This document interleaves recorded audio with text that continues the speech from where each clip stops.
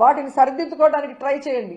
ఇప్పటికైనా మహిళల రక్షణ మీద, మహిళా సంక్షేమం మీద దృష్టి పెట్టండి.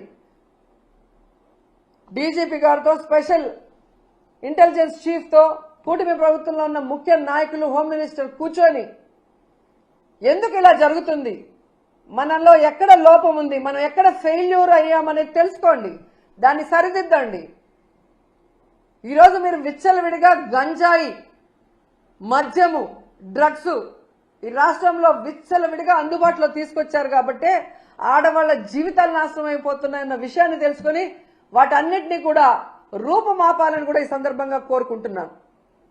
అలాగే రెడ్ బుక్, రాజ్యాంగం అంటూ అక్రమ కేసులు పెట్టడానికి పోలీసులు ఉపయోగించకుండా అవి పక్కన పెట్టి లా అండ్ ఆర్డర్ని కాపాడండి. ప్రజలకు ఒక ప్రశాంతమైన వాతావరణాన్ని అందించండి. ప్రతిపక్షాలు అన్నాక ప్రభుత్వం చేసే తప్పుల్ని ఎత్తి చూపిస్తాయి, వాటిని కరెక్ట్ చేసుకోవడానికి ప్రయత్నించండి. అంతేగాని తప్పులే చెప్పకూడదు, చెబితే గొంతు నొక్కేస్తామంటే అది కరెక్ట్ కాదు. సంవత్సర కాలం మీరు ఇన్ని భయంభ్రాంతులకు గురి చేస్తూ ఇన్ని కేసులు పెట్టినా మొన్న 4వ తేదీ జరిగిన వెన్నుపోటు దినం చూశారు కదా, ఏ విధంగా జనాలు బయటకు వచ్చి మీ మీద వ్యతిరేకతతో, మీ మీద అసహ్యంతో మీరు వద్దు అని చెప్పి రాష్ట్ర వ్యాప్తంగా నిరసనలు చేశారో గమనించండి. అవన్నీ డైవర్ట్ చేయడానికి ఈరోజు కొమ్మినేని గారిని అరెస్ట్ చేసి డైవర్షన్ పాలిటిక్స్ చేయాలనుకుంటే రాష్ట్రంలో ఉన్న ప్రజలు వెర్రోళ్ళు కాదు, చాలా తెలివైన వాళ్ళు, అన్ని గమనిస్తున్నారు.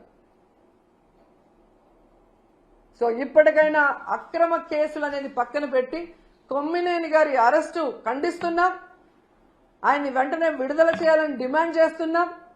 అలాగే సాక్షి మీద దాడులు చేసిన తెలుగుదేశ జనసేన నాయకులు ఎవరైతే ఉన్నారో ఆ ఫోటోలు, వీడియోలు చూసి వాళ్ళందరినీ కూడా అరెస్ట్ చేయాలని కూడా ఈ సందర్భంగా తెలియజేసుకుంటున్నాం.